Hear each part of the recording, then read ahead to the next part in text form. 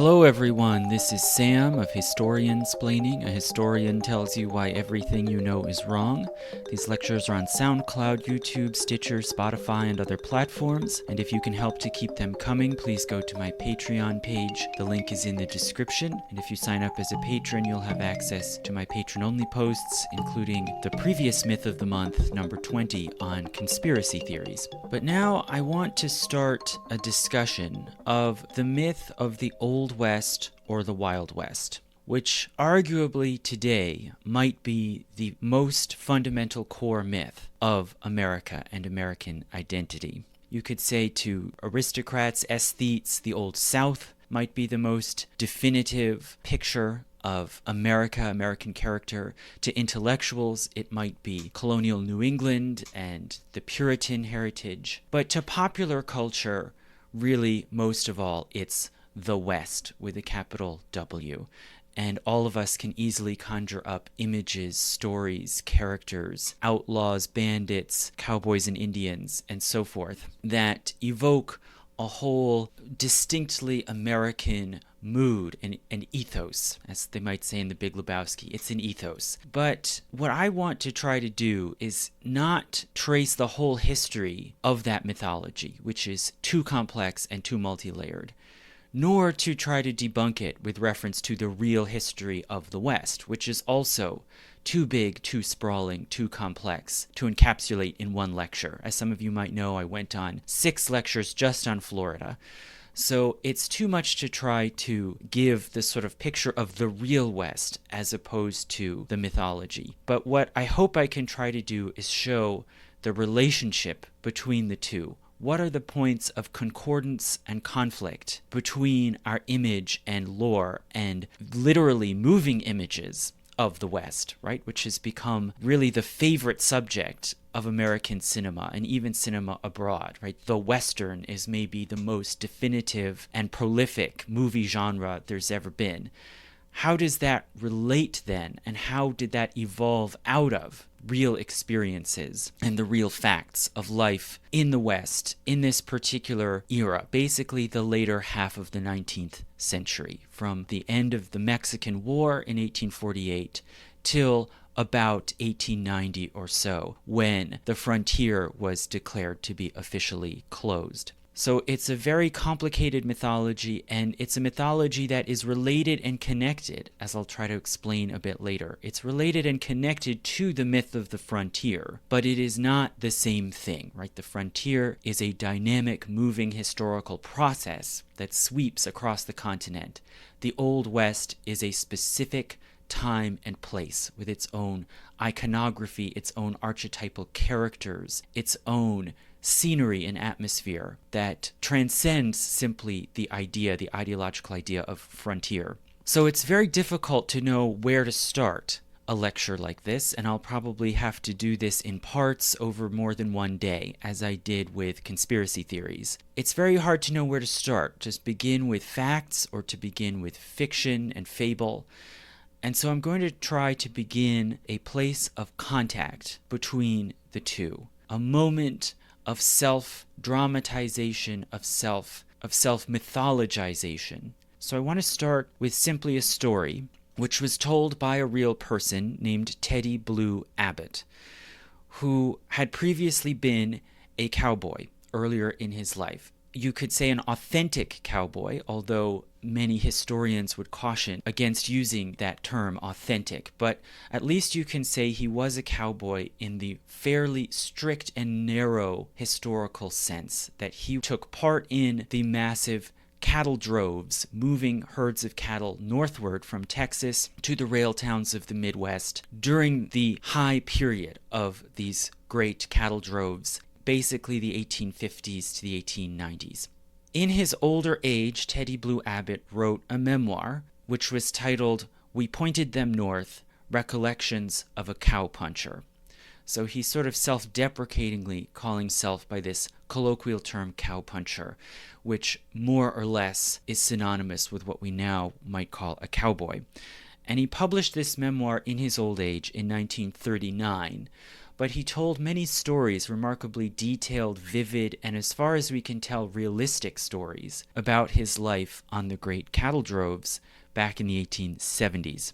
And Abbott grew up on a cattle ranch in Nebraska near Lincoln, which is now the state capital. And when he was young, as he describes his childhood and his boyhood in Nebraska, he did not aspire to become a cowboy. That was not his dream. Rather, his dream and his ambition was to be an Indian. And he describes seeing the Pawnee Indians moving back and forth through their area of Nebraska between the buffalo hunts and their winter encampments. As a boy, when he was just coming of age 12, he says that he resolved that he wanted to be one of them. And he describes one year as they were migrating back from the hunt to their winter camp, he says he went out and met with them. Quote, "I went down to their camp and had a feast, and when they pulled out, my heart went with them. I made up my mind that as soon as I got to be a man, I would join them. But they were moved down to Indian territory, and I never saw them any more. I did get to be a cowboy, though, and as Charlie Russell used to say, we were just white Indians anyway." End quote.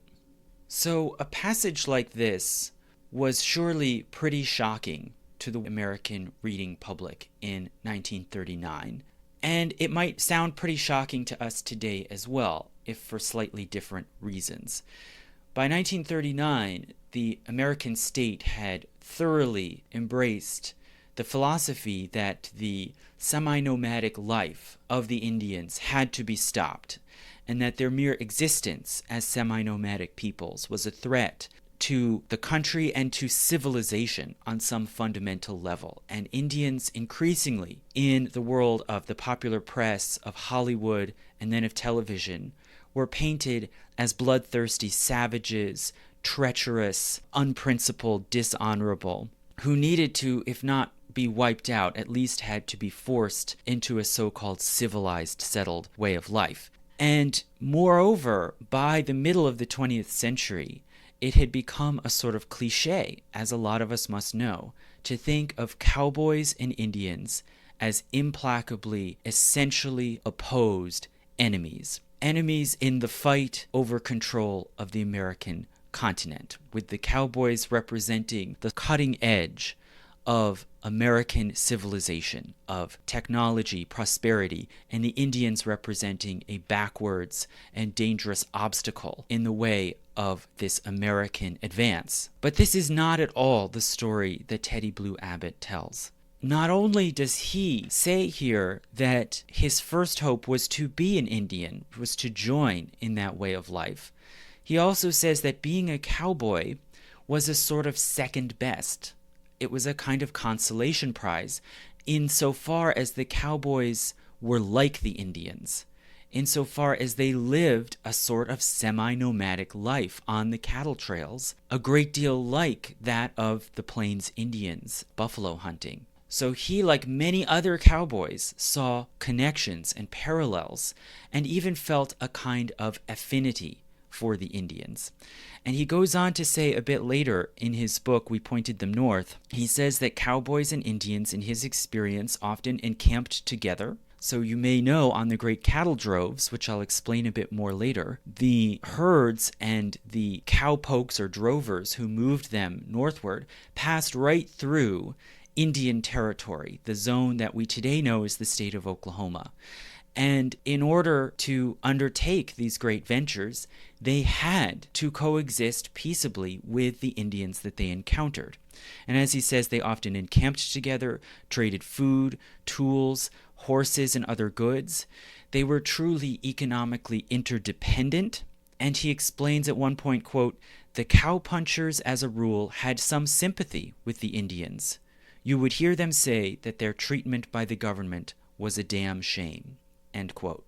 Now, of course, Abbott is just one individual writing these recollections many decades later, maybe with the benefit of nostalgia. But nonetheless, it does seem, by and large, that these two groups of people did, in some way, coexist in a mutual relationship, if there was also at times a great deal of tension and maybe conflict. But if you listened to my lecture previously about Tulsa, which I posted about a year ago, the whole city of Tulsa really arose from this symbiotic relationship between the cattle herding industry and the core group of old landholders around northeastern Oklahoma, which were Indian tribes and their leaders. Now, furthermore, not only that, but we really have to dismantle this supposed boundary of opposition between Indians on the one hand and cowboys on the other, because another important fact of the great cattle droving era is that many cowboys were Indians. This has always been true, and it continues to be true right up into the 21st century if we talk about ranch hands and cattle herders today in the modern West. There's always been a great deal of overlap between cowboys and Indians. Native Americans were the first people to know intimately of the terrain and climate of Western North America. They were fast to master the horse, firearms, and other essential tools in handling and herding droves of cattle.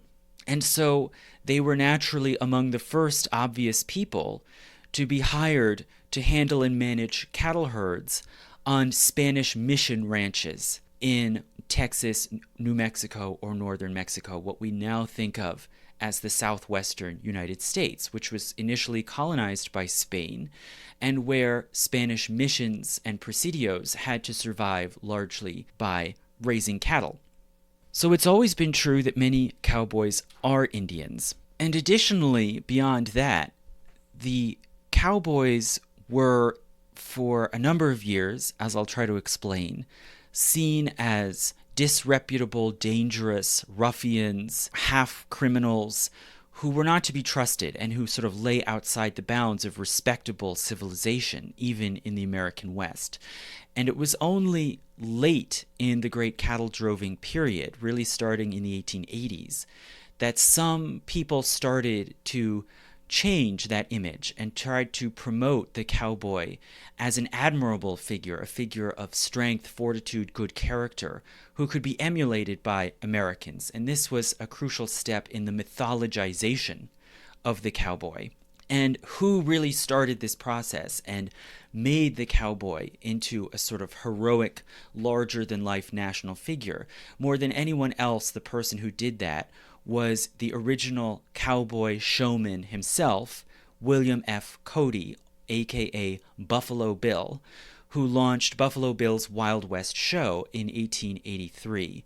This show, this Wild West show, in a way was the beginning of the West as spectacle and as a sort of mythic world for the entertainment and inspiration and titillation of audiences to the East and overseas all around the world. But something that might be surprising again about Buffalo Bill's Wild West show is that it included almost half of the performers were indigenous Americans. And in some sense, bringing them into the show was exotifying, right? It was making them into exotic objects of wonder and spectacle. But they were not treated as villains or savages. They were given dignified roles in the show. Cody himself presented them not as enemies to civilization, but as partners in the taming and civilizing of the West, who really taught the frontiersmen, like the cowboys, what they needed to know in order to bring order and prosperity to this wild and dangerous land of the West. And the real enemy in the Wild West show is not Indians, but the landscape of wild animals, poisonous snakes, storms, tornadoes. And Cody, although he very much sympathized with the American state and wanted to see it expand and impose its sovereignty upon the wild landscape of the West, and hence he sympathized with General Custer, who was ambushed and killed at so-called Custer's Last Stand at the Battle of Little Bighorn in 1876. Nonetheless, he balked at the excessive glorification of Custer as a martyr killed at the hands of supposedly bloodthirsty savages. And he was quoted as saying, quote, "The defeat of Custer was not a massacre. The Indians were being pursued by skilled fighters with orders to kill. For centuries, they had been hounded from the Atlantic to the Pacific and back again. They had their wives and little ones to protect, and they were fighting for their existence." End quote. So even in the eyes of this first star cowboy, this first great impresario of the mythic West, Buffalo Bill Cody, the Indians were honorable people fighting an honorable fight. And as I said, in the Wild West show, he hired dozens of Indians. He had them act out mock battles and attacks, including battles against the U.S. cavalry, which in a sense puts them in a naturally hostile light to an American audience. But nonetheless, he treated the performers with a high standard of dignity. They received equal pay and treatment with white performers. And perhaps most shockingly of all, when we remember this fact today, in 1885, Sitting Bull, the political and diplomatic leader of the Lakota Sioux, who led the coalition that fought that Battle of Little Bighorn, this so-called Custer's Last Stand, in 1885, Sitting Bull himself joined the Wild West show and traveled with it around the country and even overseas. Sitting Bull was given a lone act and featured as a major, or arguably the major star of the show. In the process of this tour in 1885, Sitting Bull became close friends with the legendary sharpshooter Annie Oakley, who maybe I'll talk about more later. He ceremonially adopted Annie Oakley as a daughter and member of his family. And later, after Sitting Bull returned to the Sioux community and engaged in further political struggles with the U.S. government, Buffalo Bill Cody actually tried to intervene and mediate the conflict between the Sioux Nation and the United States in 1890. And he was trying to defuse the conflict when federal forces went to arrest Sitting Bull, attacked the encampment where Sitting Bull was residing, and Sitting Bull was shot and killed. And at least according to some accounts, part of why he died in that battle was because he mounted and tried to ride a horse that had been given to him as a gift by Buffalo Bill Cody. And this horse was a show horse that was accustomed to dancing and performing tricks at the sound of gunfire. So when the attack began, the horse danced instead of engaging in battle maneuvers, and this is part of why Sitting Bull didn't make it out alive. Perhaps that story is a little too perfect to be true, but it certainly is true that Sitting Bull accepted one of these show horses as a prized gift from Buffalo Bill Cody. This story of the demise of Sitting Bull perhaps underscores the immense irony that I'm trying to point to here, which is that the actual experience of migration, economic development and exploitation, diplomacy, warfare in the West in the 19th century was far more strange and complicated than we have ever been taught to believe. And whether you celebrate the taming of the West, as was customary in American popular culture all through the 20th century, or if you condemn it as a great atrocity, either way, you probably accept this mythological assumption that the West was a place of implacably opposed forces, and that these two great archetypes, the cowboy and the Indian, represent incompatible, elemental, civilizational forces, one of which had inevitably to destroy or subdue the other, right? That is, this myth of cowboys and Indians is perhaps the core fable and image of the myth of the West, and hence arguably it might even be said to be the core myth of modern America. As probably many of you have heard, there's a notion, whether it's true or not, there's a notion that American children traditionally play games of cowboys and Indians, doing mock battles or chasing and hunting one another. And that idea was so ubiquitous by the mid-20th century that it even became a cliche for American pilots and soldiers and military officers in the Vietnam War to refer to the war itself as a great game of cowboys and Indians, this quest to extend American power and control over a foreign land, not only off to the west, but all the way across the Pacific in Asia, was somehow an extension of this unending struggle, this unending deadly game of cowboys versus Indians.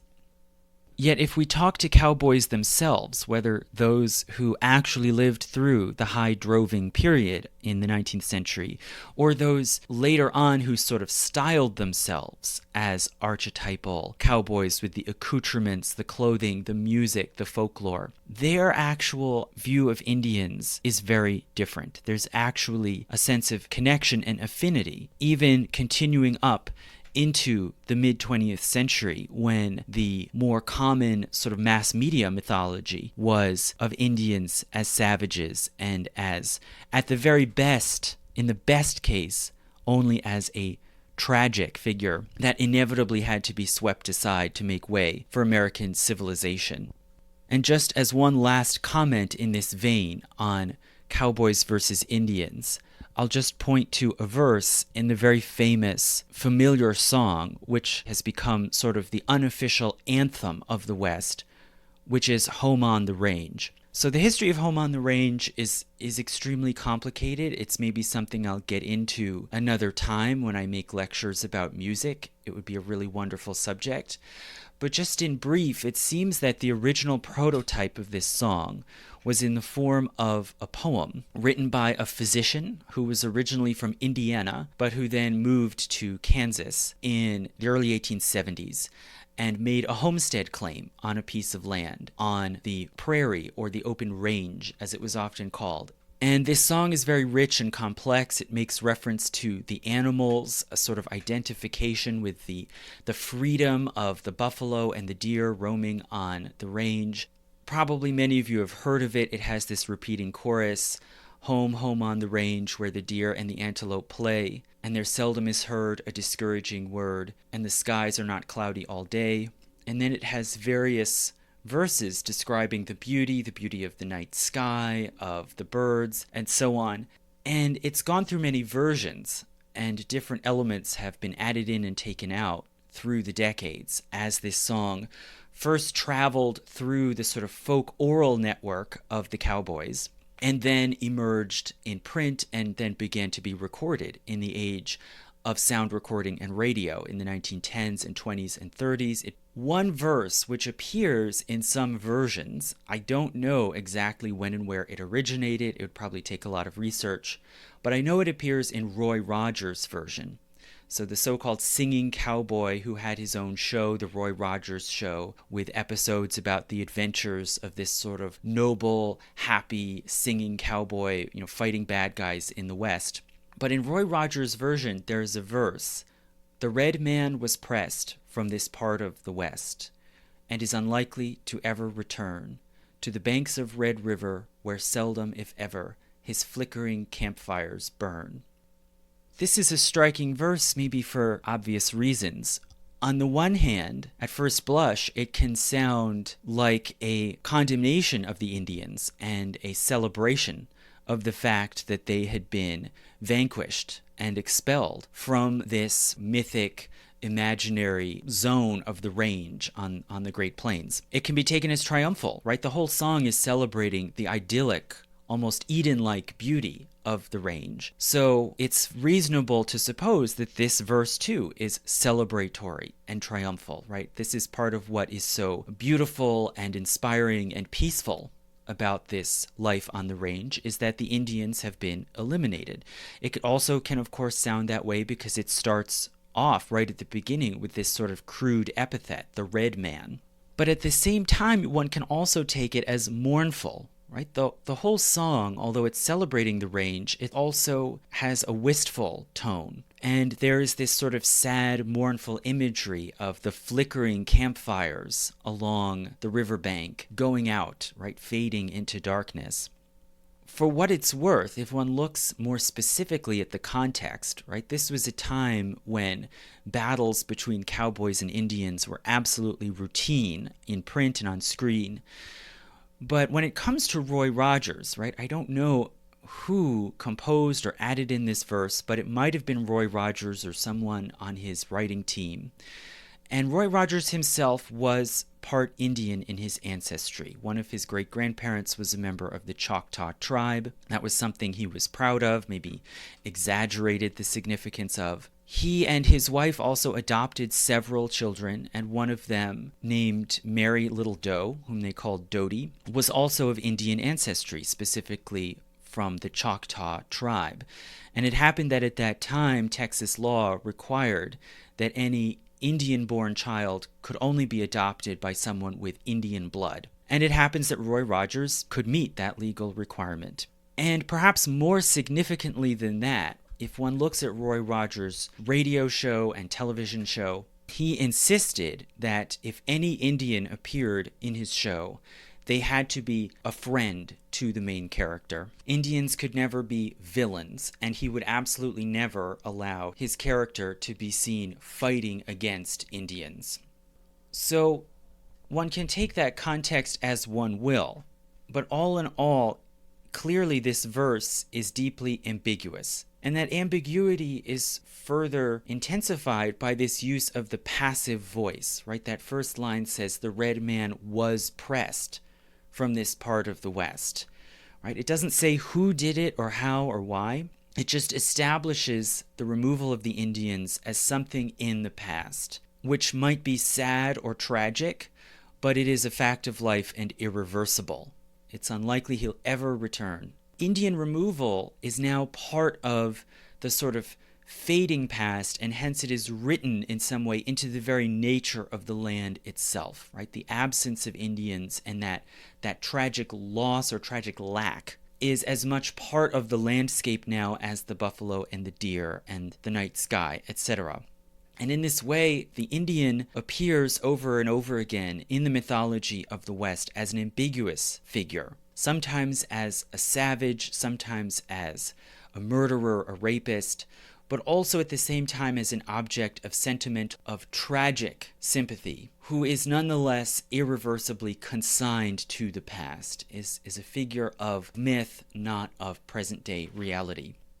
So all in all, why does all of this matter, what I've been saying here about cowboys and Indians? Well, Native Americans, of course, are the first actual known historical figures in the factual history of the West. And so, inevitably, they are drawn and woven and cast in different roles and different guises in our myth of the Old West or the Wild West. But it is, in some forms, as a natural ally, even a sort of spiritual kin to the archetypal white American, which is the cowboy. Now, as we established earlier, in actual fact, cowboys did not fight Indians. Cowboys were civilians, not fighters, and neither, for that matter, did pioneers. We often are given this image of pioneer wagon trains going off into the far wilderness and then being ambushed by Indians and having to, in quotation marks, circle the wagons to protect themselves. Well, that did not, in fact, happen. When pioneer wagon trains circled the wagons, they did so simply in order to create an enclosure and to keep their livestock within that circle overnight. They did not go out into territory where there was any danger of Indian attack. They only ventured out after the U.S. had already clearly established sovereignty over a given zone and route through the West, and there was no significant danger of combat with Indians. So how did that happen? This question is still open, right? And as I said, that verse of Home on the Range uses the passive voice. The red man was pressed from this part of the West, and it leaves this gap, this ambiguity, as does, for that matter, as does Teddy Blue Abbott, whom I quoted earlier, right? When he talks about the Pawnee people that he encountered in Nebraska, he just says that at some point they were moved down to what we now know as Oklahoma. But he doesn't say, how did that happen and who did it, right? If it wasn't the cowboy and it wasn't the pioneer, who was it who actually went into the West and fought Indians and displaced them off of their territory and imposed U.S. sovereignty on the ground in the West to make way for this westward expansion? Well, the answer to that is pretty simple. It was the cavalry. The paid, uniformed U.S. cavalry under the command of the federal government. It was the federal government that carried on diplomatic and military relations with the indigenous nations and tribes. It was the federal government that repeatedly made and broke treaties with these different nations and tribes. And it was the federal government that dispatched armed forces to quell or, when necessary, kill or expel indigenous people in order to make way then for civilian exploration and settlement in the West. This basic fact, as I'll hopefully talk about more, has been obscured by the alternative mythology of the Old West that has been built up in the years since. But if we go back to the late 19th century, to this period when control of the West was still in question and when there was still open armed conflict in the West between indigenous nations and the U.S. government, people at that time were very clear on this fact. The audiences for the stories, the news, the lore, the imagery of the West, back east and even abroad in Europe, they clearly understood that the front edge of U.S. power was the cavalry. And even Buffalo Bill's Wild West show, which I referred to before, which was the first effort to sort of make popular entertainment out of the imagery and stories of the West, even the Wild West show was accurate on this point. It did not show cowboys and Indians fighting, because that would have made no sense. It showed cavalry and Indians fighting. And when we think of American nationalists who wanted to use these struggles for control of the West to build up a national mythology, they did not seize upon the cowboy as their symbol, not at all. Rather, the archetypal hero of the Western frontier upon whom they seized was General Custer. So at this time, if we go back to the 1870s, 80s, 90s, the events in the West were fitted into the ongoing developing mythology of the frontier. And the people who ventured into the West, whether you're talking about paid fighters, mercenaries, prospectors, cattle ranchers, they brought with them the inheritance of this long-lasting American frontier mythology. So if one goes all the way back, certainly to the 18th century, arguably even all the way back to the 17th century, there's this embedded idea that American society is different from Europe, that it is somehow more free, there is more possibility, broader horizons, especially for the ordinary folk, the ordinary man, because of the enormity of the American continent and because of Americans' ability to continually pick up and move westward into the wilderness. And even Benjamin Franklin, all the way back in the 1750s, wrote at one point, quote, "So vast is the territory of North America that it will require many ages to settle fully. Until it is fully settled, labor will never be cheap here." So he's seeing a fundamentally different political economy where there's more opportunity, more chance for prosperity for the working person because there's always a scarcity of working people in proportion to the enormity of the land. And furthermore, as the Revolution unfolded and the early Republic, more and more American commentators argued that America had a fundamentally different character. It was more free, it was more equal, and that there were not entrenched classes in America as compared to the old states of Europe, because if one was exploited, if one's freedom was constrained, one could always set out to the frontier. And also that this somehow shaped the American character or personality, because the frontier was a place of challenge, of danger, and hence those with the greatest ingenuity, the greatest fortitude, the greatest vision, courage, would succeed and rise to the top. and those who remained at the bottom of society were those who simply lacked those qualities. So it was a sort of self-justifying myth of American civilization. And it happens that the foremost and most prolific scholar of the frontier myth in America is named Richard Slotkin.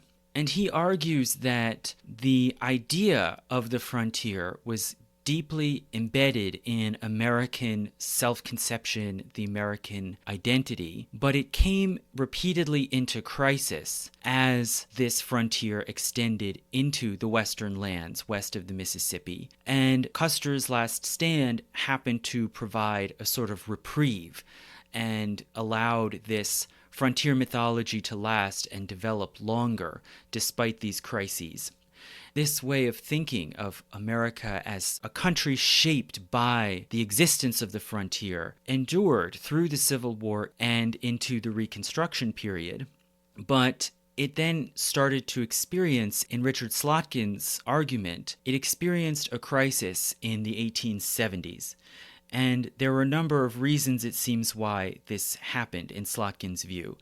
So while Americans took with them this sort of triumphal and self-congratulatory mythology of the frontier, by 1876, this mentality was under strain and plagued by self-doubt. For one thing, in the mid-1870s, there was a major market crash and economic depression. And just as the country was supposed to be celebrating the centennial of independence in 1876, they were increasingly plagued by class and labor unrest, especially on the railroads. There was the failure of Reconstruction and backlash of violence in the South. There was a series of rolling corruption scandals plaguing the entire Grant administration and deeply tarnishing this Northern Union hero of Ulysses S. Grant. And also there were growing moral qualms about westward expansion. So as the country was increasingly feeling this internal self-doubt about its own institutions, its own moral fiber, there was more and more dismay then over the violence and dispossession of Indians in the West, and a growing sense that this westward expansion was no longer something noble to celebrate, but it was just an expression of greed and avarice, something shameful rather than a point of pride. And so arguably this whole cloud was hanging over these centennial celebrations in 1876, and pioneer forces were trying to move beyond the Great Plains and into the Mountain West, including, for one thing, into the Black Hills, this area of traditionally Sioux territory in the Dakota Territory where gold had been discovered and where now prospectors, adventurers, mercenaries were rapidly moving in. So you could see, again, this invasion of the Black Hills as just another instance of what more and more seemed to be an expansion just of greed and self-interest. And then in the middle of this crisis comes the Battle of Little Bighorn, where General Custer's forces had been dispatched into what's now Montana in order to try to stop the westward advance of Sioux Indians who were fleeing from this invasion of their territory in the Black Hills. And George Armstrong Custer himself was already a celebrity before this point. He had been a sort of young star. He was called the Boy General. He had been a kind of wunderkind of the Union forces in the Civil War. And then after the war, he'd sort of gone out in search of more adventure, gotten involved in these wars in the West. And he was something of a golden boy, literally and figuratively. He was known for his curly blonde hair. He was seen as dashing and beautiful. And it happens that he led a force into the Bighorn Mountains in what's now Montana to try to intercept and stop this, what they saw as an incursion of the Lakota Sioux westward into territory that didn't belong to them by treaty. And he and his cavalry detachment came upon an Indian village near the mountain called Little Bighorn, which he took to be an enemy base, and he charged straight on, not realizing that this was not only an enemy village, but actually the major stronghold of the Sioux forces under the leadership of Sitting Bull and the war commander Crazy Horse. And so they were then ambushed, surrounded, and killed almost to the man by this force of 3,000 Indian fighters. When news of this complete destruction of Custer's forces got back to the east, it created waves of enormous public shock and outrage. There was immediate controversy in the papers, on the streets, over whether the Americans ought to simply pull out of this territory and cut their losses, or should double down and send more forces to totally destroy this enemy nation. And many Eastern Americans, including, for one thing, Walt Whitman, actually eulogized and enshrined General Custer as a kind of martyr hero, even a Christ-like figure. And it happens that Slotkin took the title of his book on the frontier mythology in the 19th century, The Fatal Environment, from a poem called The Death Sonnet for Custer by Walt Whitman. So Whitman in this sonnet describes receiving the news of this disaster, and he writes, quote, "The battle bulletin, the Indian ambuscade, the craft, the fatal environment, the cavalry companies fighting to the last in sternest heroism." So, we often think of Whitman as this kind of counter-cultural iconoclast, but really later in his life he became a pretty straightforward American patriotic nationalist. And he celebrates the tragic heroism of these cavalrymen, and he casts aspersions on the Indians as crafty, as cunning. And this phrase, the fatal environment, it means on one level the surrounding, right? The maneuver by which the Indian fighters on horseback surrounded Custer's detachment and were able to destroy them. But it also has this double resonance, right, of the environment in the sense of the dangerous, wild, untamable landscape of the West into which these Americans ventured and then died. And the great significance of Custer's last stand, as it came to be called, is that Americans at the time seized upon it as the central mythic moment that redefined this westward expansion, and redefined it not as simply a greedy land grab or gold grab, redefined it instead as a heroic and self-sacrificing venture into the wilderness. And the central sacrificial hero was Custer himself. This seems very much to be the way Americans tended to think about the West, in a way that was in some ways realistic, because it was frank about the violence, the direct warfare, the confrontation between mounted warriors of different nations, but also very self-serving, right, and self-congratulatory. This is the way people in the late 19th century understood the Western frontier. But that began to change starting fairly soon afterwards, starting in the 1880s, and then increasingly by 1900, the mythological image of the West and of the Western frontier changed. A new mythology, a mythology of the Old West, of a nostalgic West, a West of honor, adventure, freedom, and a West in which the central character was not a military commander at all, but rather was a humble, hardy, independent working man. The cowboy instead became the central hero, such that General George Custer more or less dropped out of popular consciousness, and instead the sort of middle-brow American public instead thought of the West as the land of the cowboy. So it's not too difficult to guess why the mythology of the West shifted in this time. The ideological needs that the Western frontier could serve changed.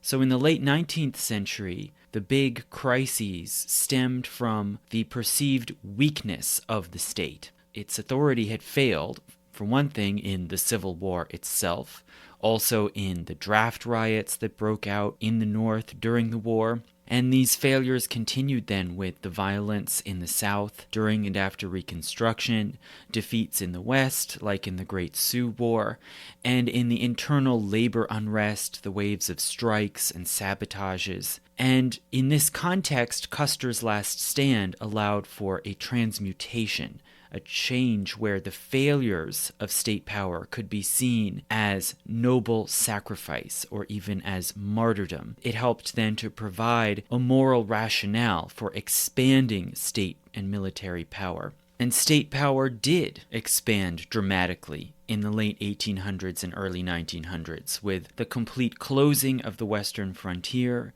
the U.S. intervention abroad in the Spanish-American War, the expansion then overseas to new colonies, especially the Philippines, where the United States forcibly suppressed an independence rebellion, and then culminating with World War I and with the creation of new federal and state bureaucracies to enforce all kinds of new laws, such as prohibition. So from that point onward, in the 20th century, the growing national fear was not of a weak, powerless state, but more the opposite, fear of a weak and powerless individual, weak as against both the state and big business, or monopoly trusts, as they were called at the time.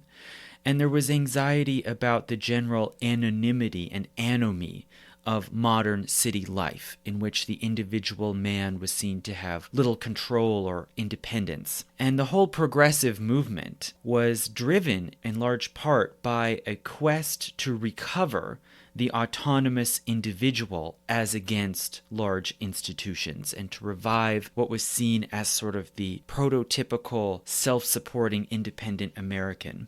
And progressives such as Teddy Roosevelt, most obviously, embraced the West, the imagery, the lore, the landscape of the West, as a place for the lone striver to set out and battle against the elements. And this is partly what he believed he had done as a young man in the West, in the Dakota Territory. And he was known to flaunt his sort of adventurous wilderness pastimes like big game hunting.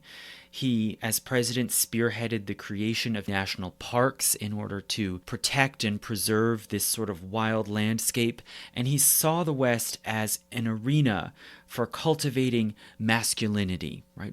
A place where people could go, young men could go and rough it, in the terms of the time, sort of return to nature and discover their own strength, their own ruggedness, to counter the softness and dependency of Eastern life as it was seen. And in this way, Teddy Roosevelt was very much in line with other Harvard men, right? He was a Harvard man, and there were a lot of blue blood, Ivy League educated elite men who felt that their boys were getting too soft, and that's part of why they promoted things like college football to toughen them up. But the ultimate arena for this sort of masculine revival was the West. And so in the 1900s, and even more so after about 1920, the new audiences, both elite and popular, wanted to see the West as an arena for strong, independent men who stand apart from state, corporate, or institutional power, who are sort of self-reliant free agents. And the cowboy, of course, filled this role, which is ironic, we should note, because, in fact, cowboys were very much dependent. They were wage-earning workers. They were dependent upon their employers and upon the cattle industry and the larger economic forces that drove the cattle industry, of which they themselves were a creature. And moreover, in the cattle droves, they moved through the West in packs, very tightly knit teams that usually had rigid discipline and routines, almost militaristic in a way. But that's not how they came to be perceived. They came more and more to be romanticized as rough, tough, even heroic loners living by their own rules. So the cowboy became the central character of the new Western myth, the Wild West myth, a mythology that Americans themselves supposedly were changed by the frontier. Right? So no longer was it taught that Americans were the bearers of civilization and industry and Christianity, which they brought into the wild and imposed upon the wild. But now it was understood that the frontier and the wilderness had changed Americans in turn, and that those changes, new sort of discovery of one's half-wild nature, needed to be brought back to the East and to the cities. And that Americans were distinct not only in being more free or more equal than Europeans, but also in having, in a sense, gone feral, like the maverick, right? The word for the unbranded, free-roaming animal on the range, right? It's still today a point of pride for an American to claim to be a maverick. So in this sense, Americans had rewilded themselves, and they could not or should not be tamed back. This, you could say, is the new mythology that the cowboy personifies. So if we say, okay, that's the change in thinking that happened, how did this happen? Who were the cowboys really? How did actual real-life cattle drovers on the prairie and on the western plateaus evolve into this mythic cowboy?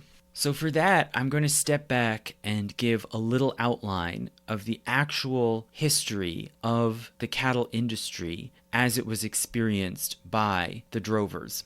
So one has to begin with a bit more about the geography, of course, which I have not talked about. Probably most of you know there is a large eastern woodland covering much of eastern North America, with a small mountain chain, the Appalachians, running through it. Then in the middle of the continent, there's a massive basin drained by the Mississippi River system. And as one moves through this flat basin, the climate from east to west becomes gradually more dry, so that forests give way more and more to grasslands. And so the areas west of the Mississippi, traditionally called the prairies, are actually very climatically complex. There is, of course, colder and deeper winters to the north, milder winters, hotter weather to the south, but also the climate is wet enough for large-scale agriculture, more to the east, closer to the Mississippi. As one goes further west and the elevation becomes higher and one approaches the Rocky Mountains, it becomes gradually too dry and unsuitable for agriculture. So crops like cotton in Texas or maize and wheat in Kansas and Nebraska,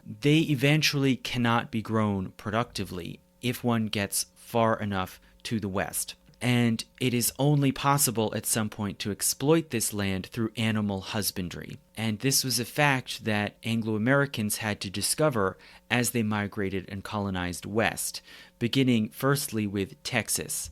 So Anglo-Americans started to move into Texas in the 1820s and 30s, into this land that was a territory of Mexico. And their goal was to expand cotton cultivation, to bring slaves and cottonseed westward onto this large prairie to grow this cash crop. But eventually they reached this boundary where cotton cultivation couldn't extend any further, and instead they had to adopt the raising of cattle. And to do so, they hired poor men, working men of all different races and colors, as ranch hands and cattle herders.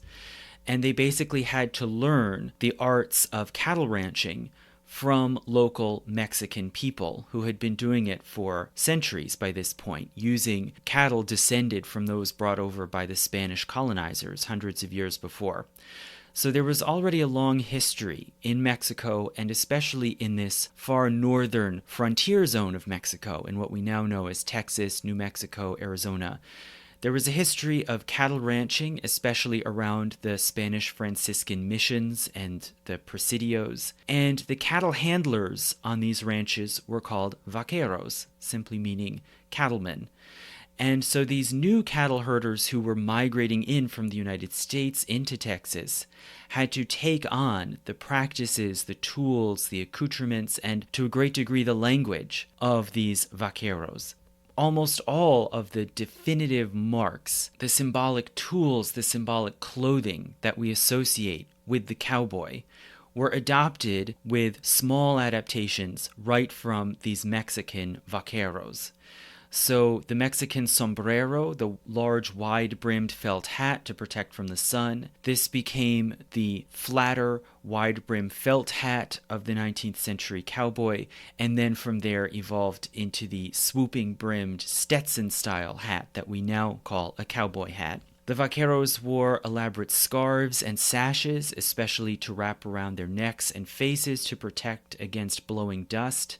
These became the bandanas of the cowboy. They wore hide or leather chaparejos, these large leather coverings over their trousers to protect against brush and thorns, and this was simply then shortened from chaparejos to chaps. They tied espuelas, sharp spikes, onto their ankles or their boots, which then became spurs, and they carried rawhide ropes called las reatas and los lazos in order to rope and control cattle, and these became lariats and lassos, and almost all the other common cliche terms that we think of in relation to cowboys and cattle herding, like stampede, rodeo, desperado, bronco, which originally meant rough or crude in Spanish and then became a word for an untamed wild horse in English. All of these were adopted more or less directly from Spanish and from the language of the vaqueros. And as for these cattle herders themselves, in the early stages, in the 1830s and 40s, they did not call themselves cowboys or anything like that. They simply called themselves vaqueros from the Spanish, or sometimes it was then anglicized into buckaroo. This sort of industry then was already growing and in place with a very mixed workforce, right, of men of all ethnicities, all colors, creating this sort of shared set of customs and terms for managing and herding cattle herds. When then the Mexican War broke out and the United States seized a large section of northern Mexico and annexed it into U.S. territory, thus opening up easier movement and expansion westward, both into Texas and beyond Texas into the Southwest. And this meant, of course, more migration and more attempts to colonize and exploit drier, scrubbier lands, in which then cattle even more were crucial as the economic base for expansion. The main breed that allowed this cattle boom was what we call the Texas Longhorn, which is a type of relatively small, narrow-bodied, and very hardy cattle who were able to live on rough, harsh terrain with limited food and water, who could survive droughts, and who also had large horns, allowing them to fight various dangerous predators like coyotes and wolves. So with the combination of the Texas Longhorn breed and these highly skilled, folk-trained vaqueros or buckaroos, the cattle population multiplied and expanded, mainly within Texas, but also somewhat further to the west as well. The question then, of course, was who was the market and how would these cattle be delivered to buyers. And so in the 1850s, in the aftermath of the Mexican War, some ranchers began to hire teams of these buckaroos to undertake large droves to move thousands of cattle at a time to market towns on the Mississippi, such as New Orleans and St. Louis. And this could make some profit, but it was very, very difficult, right? There are multiple rivers, forested, swampy terrain. It was a real, long, difficult undertaking. So these large droves remained fairly limited and not that frequent until the dramatic disruption of the Civil War, which actually ended up massively spurring on this cattle boom. So for one thing, the Civil War drew a lot of money and men to the war front in the form of taxes, of forced contributions, of conscription.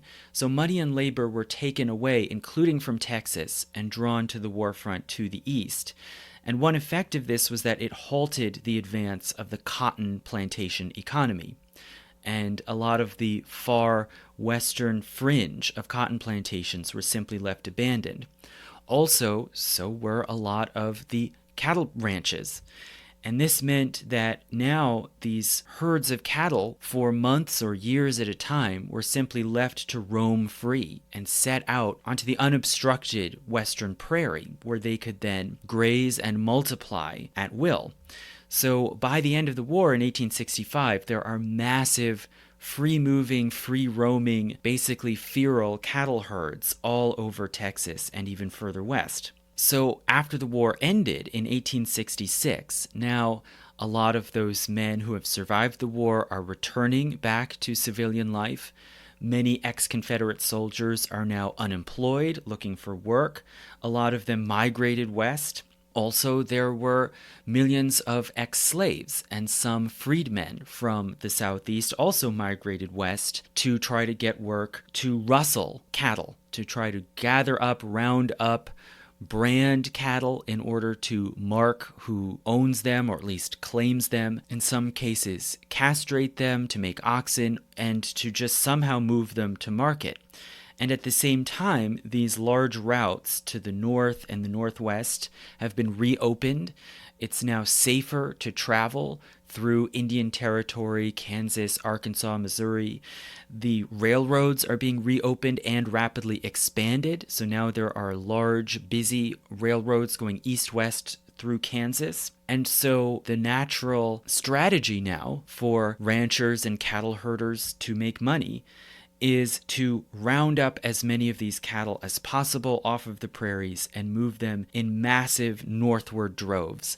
So the sort of high period, the heyday of the enormous cattle droves starts quickly in 1866 and then continues till about 1880 or so. The workers who moved these droves northward on the trails, like for instance the massive Central Avenue called the Chisholm Trail, they are generally called drovers. That's just the sort of neutral term. They're also informally called cowpokes or cowpunchers, or also sometimes that older term buckaroos. These men had very difficult, harsh, dangerous conditions of work, trying to move, say, 5,000 or 10,000 head of cattle northward up the Chisholm Trail through the prairies in the spring and summer on the open Great Plains with the very volatile, dangerous weather, the storms, the tornadoes.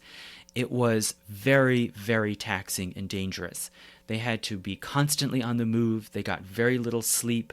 They were exposed to the harsh elements, heat, cold, wet, and also to dangerous animals, poisonous snakes, and they were exposed to the threat of stampedes, which could start unexpectedly, especially at night, and trampled many people to death. There's a remarkable amount of actually surviving records of this experience because these were adult American men, and a lot of them were literate. Some of them wrote about their experiences in letters, in journals. There's a remarkable surviving diary of a drover named George Duffield from 1866, from this first season after the end of the Civil War, when these enormous cattle droves really jump-started. And so in George Duffield's journal, he records on April 6th, quote, "Everything wet, hard wind and rain, cold. May 1st, traveled 10 miles to Coryell, big stampede, lost 200 head of cattle. May 2nd, spent the day hunting and found only 25 head. These are dark days for me. And May 13th, big thunderstorm last night, stampede, lost 100, hunted all day, found 50, all are tired, everything discouraging." So this is the sort of travails that these cowboys would have to go through, moving these herds mile by mile, hoping to get as many of them as possible to that end point, which is the railhead town, usually in Kansas. Abilene and Wichita were major endpoints of these northward trails. Some also would go further east into Kansas City or Sedalia in Missouri, and some also went further to the northwest through Colorado all the way to Cheyenne, Wyoming, in order to ship the cattle to California and the Pacific. So it was a real grueling journey, but if one was lucky, one could at least make a living and have some adventure, make some friends. And there was, as I'll talk about later, there was a certain degree of romance that developed around this experience of the cattle drove and life on the trails. But it didn't last for very long, and the beginning of the end started in 1873, when an engineer in the East patented the design of barbed wire, which could be put up fairly quickly and cheaply. It was light, but because of its sharp points which could tear into flesh, it would effectively deter or even kill cattle who tried to push through it. So this provided a new way of controlling these free-roaming cattle who had been just wandering around on the prairie. And so fairly quickly over the course of the 1880s, first farmers began to fence in their croplands. So where previously, if you wanted to grow crops out on the western prairie where there were these free-roaming herds, you had to somehow put up a high wall or a high strong rail fence to keep the animals out of your fields. Well, now with barbed wire, you could string this fence all the way around a massive enclosure of thousands of acres, and the cattle would have to go around it, and so would the cattle herders. And so this began to disrupt the open range and sometimes to block off what had been these open cattle trails going north from Texas to Kansas. Following on the heels of this, in a sort of arms race, then ranchers also began to use the barbed wire, which then, for one thing, reduced the need for so many cowboys to rustle and manage the herd. And so with this new disruption, it forced some ranchers to look for more distant, more remote, higher elevation lands where the cattle could still roam and graze freely. And if they were using barbed wire, it also made it easier to manage those herds when they did go farther out to the west. And so there was a rapid movement of the cattle economy northwestward into the upper ranges in Colorado, Wyoming, and especially Montana, which had harder, more rugged terrain and colder, often brutal winters. So all of these things made the work of the cowboys or drovers more difficult and more limited. It reduced the demand for these cowboys. And many of them, when they didn't have work on the trails, they instead had to migrate into towns or even back east to look for jobs. And those who stayed and continued to work in the cattle industry had a more localized and sedentary life, and they had to deal with difficult conditions like the very harsh winters. So in this way, the era of the great cattle droves declined very quickly in the 1880s. In 1890, the Census Bureau for the first time reported that the frontier was officially closed. There was no more open, unsettled land left, and this caused a certain degree of sort of national soul-searching, including in the West itself, where there was a growing sense that the cowboy way of life was over or it was rapidly fading out, and there was a sense of sort of loss and nostalgia around it. Not long after that, you could say the final nail in the coffin came in 1901 with the discovery of oil in Texas and in Indian country, in the territory we now call Oklahoma. So now oil derricks, pipelines, and rails sprung up very quickly with this oil boom, which further disrupted and segmented the rangeland and caused more and more dangerous obstacles in the way of the movement of the cattle herds. So after 1901, the era of droving is now definitely over.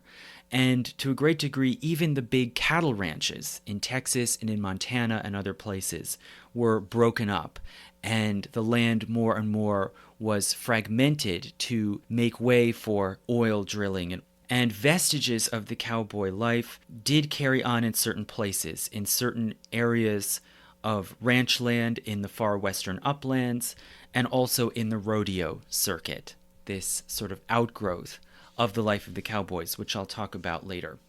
Okay, so if that basically tells you more or less who were these original prototypical cowboys who worked in this industry.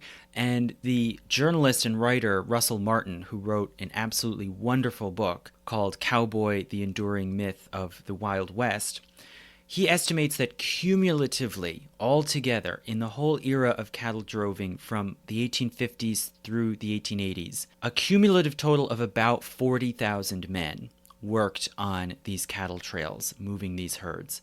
So we're talking about a really limited population that nonetheless captured people's imagination in this completely outsized way.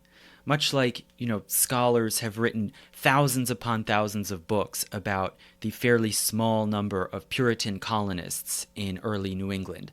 Likewise, the cowboy has sort of engendered this enormous fascination and this constant reproduction of stories, images, songs, movies, How were they seen at the time?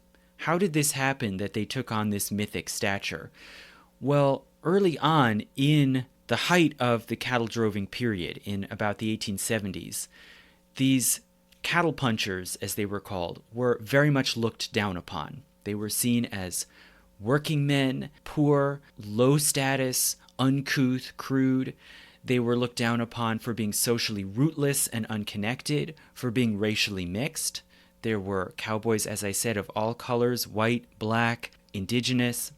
Even the most sympathetic viewers who wrote about these cattlemen from the point of view of the towns and cities, even the most sympathetic ones tended to look down upon them as naive and easy marks. And a great example of this is in the Wichita Eagle, which published an editorial in 1874 talking about the seasonal influx of these cattle drovers into Wichita. And it says, quote, "The cattle season has not yet fully set in, but there is a rush of gamblers and harlots who are lying in wait for the game which will soon begin to come up from the south. The purlieus of crime are not more than in many eastern cities of boasted refinement and good order. But woe to the greenie who falls into the hands of the dwellers therein, especially if he carries money." End quote. So this is a really fascinating passage because it casts these men as naive, as easy targets for swindlers, gamblers, harlots, meaning prostitutes. And it casts them, moreover, as animal-like. They are the game. They are the animals who are going to be hunted by these predators lying in wait. And that seems to have more and more suffused people's sense of the cowboy, whether they saw them sympathetically or scornfully. They saw them as somehow animal-like, as taking on the qualities of the animals that they herded and fought.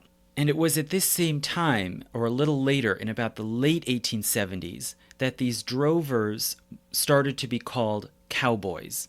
That was not a term that they had applied to themselves previously, and it was not normally used for them. As I said, they were called buckaroos or cowpokes. They started to be called cowboys, and at this early point in the 1870s, this was not complimentary. It was a derogatory term. For one thing, it's very condescending to call an adult man a boy. And moreover, cowboy seems to imply that they are animalistic. They've somehow become cows themselves. And this phrase cowboy, it was used for many years previously in Irish English, specifically to mean raiders and thieves. Right? A cowboy is an unsavory criminal character, and it was common, again, for many commentators to present them not just as naive, like in that passage from the Wichita Eagle, but even as ruffians and hoodlums, a danger to society. And another Kansas newspaper a few years later, in 1882, printed, quote, "When he feels well, and he always does when full of what he calls Kansas sheep dip, the average cowboy is a bad man to handle. Armed to the teeth, well-mounted, and full of their favorite beverage, the cowboys will dash through the principal streets of a town yelling like Comanches. This they call cleaning out a town." End quote. So here you see the cowboy turning into a bandit and moreover being likened specifically to the Indians, right? They yell like Comanches. And you can see here a developing sort of complex character with this duality of innocence and savagery. So then it's only natural that the mythologization and the romanticization of the cowboys began as a self-mythologization. Right? So I'm going to try to describe here how the cowboy became a mythic figure, a national mythic figure. And it starts firstly with self-mythologization, then endorsement and canonization from the intellectual and literary set in the East, and then finally ritualization in the rodeo. So to begin with self-mythologization, the veneration of the cowboy as this romantic figure really began in their own folklore and song. So music was very important to the cowboys. It was a pastime, something to do to entertain yourself and stay sane on these long journeys. It also was an important tool for keeping control of the animals. So calming music could help to prevent stampedes, which often broke out at night, which could lead to losing an entire herd of cattle to the wilds, or, to much worse, to being stampeded to death. So through the nights, drovers, one of their great hardships was that they had to wake up in shifts and then circulate around the herds, monitoring and trying to keep them calm.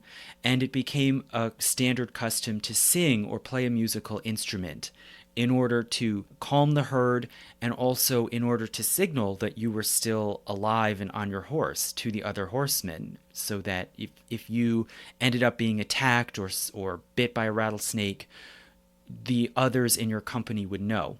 So these cowboys would ride around the herds late at night, singing and playing music, especially on instruments that were lightweight and easy to carry, and that could make a soothing sound in proportion to their small size. So those were the harmonica and the fiddle. Right? So those were the sort of original, definitive cowboy instruments. It was only much later that the fiddle, at least, was swapped out for the guitar, which happens to be better suited for self-accompaniment while singing.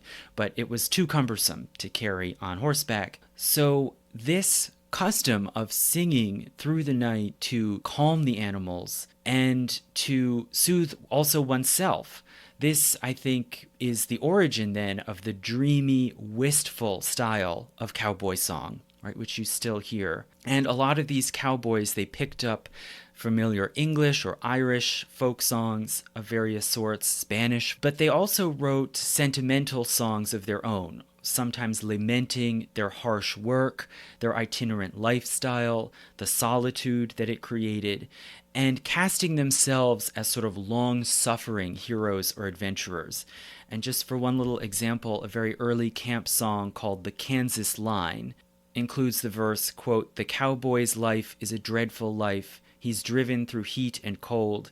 It's almost froze with the water on my clothes, a-riding through heat and cold." And you can see here the fact that their work was hard and dangerous and fairly low paid. It could be compensated for by taking on a sort of nobility, a sense of oneself as strong and heroic, and more the sort of symbols and accoutrements of the cowboy, the saddle, the lasso, the spurs, they were given this aura of great meaning that the cowboy who mastered this art of cattle herding was a romantic figure. And it seems that a lot of them, in this effort to take pride in their hard and harrowing work, their self-reliance, they sought meaning in literature and romance. So again, a lot of these men were literate. They took literature with them to read to themselves or out loud to others, especially at night. Walter Scott reportedly was a great favorite, and some of these cowboys began to see themselves as carrying on a kind of new code of chivalry.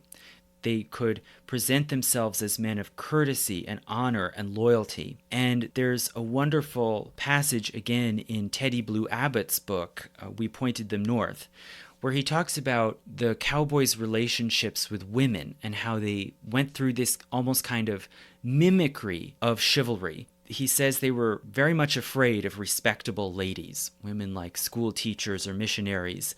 They were afraid that they wouldn't know how to act. They were too crude and uncouth. They would never meet these ladies' standards. He says they were afraid they would do something wrong, like mentioning a leg. But they did resolve in this sort of quaint way. They resolved to act gallantly towards the women that they did encounter and have dealings with, which was mainly prostitutes.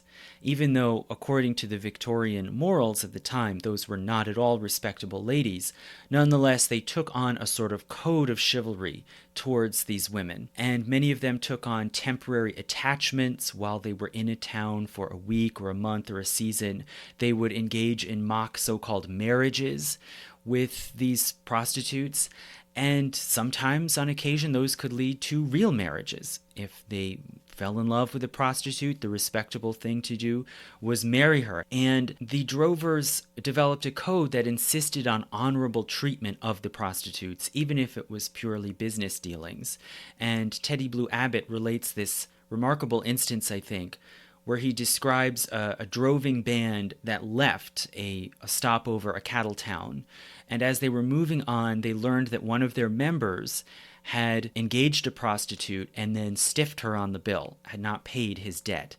And the Cowboys considered that dishonorable. They expelled him from the band and then pooled their own money, went back into town and paid the debt. So they're trying to act out this new sort of code of honor. And you can imagine this kind of self-romanticization took on then a further layer of sort of tragic nostalgia as the range was closed and as the cowboy era and the cowboy way of life began to fade. And many cowboy songs lament the coming of barbed wire, which they present as this evil force, this sort of devil's instrument, which is turning what had been an Eden into a hell. And there's one song with a verse that says, quote, "They say that heaven is a free-range land. Goodbye, goodbye, oh fare you well. It's barbed wire fence for the devil's hat band and barbed wire blankets in hell." And then following in the same vein, in the same tradition, a former drover named Badger Clark wrote a poem in 1919 reflecting on this loss of the open range. And he writes, quote, "The trails alane, the trails alane, dead is the branding fire. The prairies wild are tame and mild, all close corralled with wire." And this sort of nostalgia and this, retrospective romanticization of the cowboy life in the open range then continues right into 20th century Western literature. For example, Larry McMurtry in 1968 in his book In a Narrow Grave, he describes this wistful nostalgia and sorrow for the age of the big cattle droves, which sort of hangs over his experience of Texas.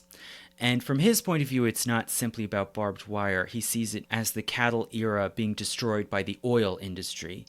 And in a passage in A Narrow Grave, he writes, quote, "In their youth, my uncles sat on the barn and watched the last trail herds moving north.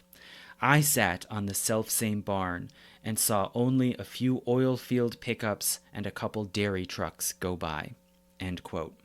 So in sum, all of the early groundwork for the mythologization of the cowboys began with their own actions and words, their own construction of this mythic cowboy life. And this process ultimately culminated then with Buffalo Bill Cody and his Wild West show. So Cody himself thought of himself as a frontiersman, a man who had been elevated by the West. And in his early life, he worked on wagon trains and cattle drives. He rode as a messenger for the short-lived Pony Express, and he worked as a messenger and scout for the U.S. Cavalry, which was a big employer. Later on, he was able to obtain a tract of grazing land in Nebraska and become a rancher. But he saw the West as something more extraordinary, more meaningful than just a field of opportunity to make money. He saw it as something more exciting, more romantic, and he stepped into the role of really the first cowboy showman to make the West into a spectacle for the world. And he launched his Wild West show in 1883, just as the rangeland was increasingly being enclosed with barbed wire. And he clearly was thinking of this new industry of sensational showmanship and mass publicity that was pioneered by the great Victorian impresarios like P.T. Barnum. So in his show, Cody presented himself as a frontiersman, an adventurer, and a civilizer of the Wild West. And in old age, he's quoted as saying, quote, "All my early days, I stood between savagery and civilization." So he's a man on the edge, you could say a sort of a guardian of the forefront of civilization, standing against the chaos of animals, of wild nature, the wilderness, and also of banditry. So his show aimed to dramatize the civilizing process itself, which was happening in the West every day, before a live audience. And the show celebrated the extraordinary talents and skills of those who ventured out to tame the West, in quotation marks, which is metaphorically then enacted by the roping and the riding and the corralling of wild and feral animals. So Cody brought in the most talented and virtuosic figures to represent various different skills. Horsemanship, including traditional horsemanship as well as jumping and tricks, horse dancing, the roping and rounding up of wild bulls, and perhaps most successfully, sharpshooting. So the big breakout star of his show was the young virtuosic sharpshooter Annie Oakley, who was able to perform really unmatched feats. She was able to stand across the full width of an arena, 30 or more paces, shoot at her husband across the arena, and knock the lighter out of his hand and the cigarette right out of his lips. She was able to shoot a playing card held up in the air, edge on, in half, and she was able to do all kinds of unbelievable feats like hitting precise targets behind her over her shoulder, looking at the target in a mirror. So Annie Oakley had an incredible preternatural talent, which is not normal for the West or anywhere else. And she was, in fact, born and raised in Ohio and had very little experience on the Western Range. But she came to exemplify something about the West, that it was an arena where the most extraordinary talents came into play, and where people, in a sense, became superhuman. And the show also put forward particular characters to represent archetypes of certain kinds of people in the West. For one thing, Cody put forward the so-called King of the Cowboys, who was a man named Levi Buck Taylor. They presented the cowboy not as a ruffian and not as a simple rustic working man, but as a frontiersman, right? Not rough or vulgar, but noble, self-disciplined, self-governing, both civilized and civilizing, right? So this is where the cowboy became the frontier hero. He then shortly after also put forward the archetypal lawman in the person of Wild Bill Hickok, who was basically an adventurer who had sometimes been a U.S. Marshal, sometimes acted as some sort of sheriff's deputy in various jurisdictions, but who also dabbled in crime himself. He jumped back and forth on both sides of the law. And Wild Bill Hickok did not love performing, right? He wanted to be out there on his real adventures, and so he left the show after only 1 year. But he left a powerful impression of the lawman as the man who is just wild and erratic enough himself to take on the lawless West, right? So just as the cowboy himself is sort of animalistic in a way that allows him to confront and tame the animals, likewise, the lawman, in a sense, is a bit of a bandit, a bit of a wild man himself, which allows him to face the chaos of the West. So the whole show, in a sense, you could say, has a dual paradoxical meaning. The show celebrated the civilizers like sheriffs, cowboys, buffalo hunters, who went out and brought order to the wilderness. But at the same time, it celebrated the very wildness that those people were trying to subdue, right? They honor the buffalo by hunting and killing it. They honor the wild horse by roping it. And in this way, it was very similar, I think, to an American naming custom that observers have sometimes pointed out, where Americans, as we colonize the landscape, we celebrate what we obliterate. We might set up a town, call it Silver Spring, after a spring that we just paved over. We might create a neighborhood subdivision called Hemlock Grove after chopping down the Hemlock Grove, right? And there seems to be this sort of embedded belief that as we go out and control and tame and build upon the landscape, we will take on somehow the qualities and powers of what we destroy. Right? And that got woven very much into this mythology of the Wild West through this Wild West show. And the show was a huge sensation. They toured all around the East and also abroad to Great Britain and the European continent. They created much of the world's image of the West, and they spawned 100 imitators. All kinds of other half-baked shows trying to mimic and provide the same sort of spectacles.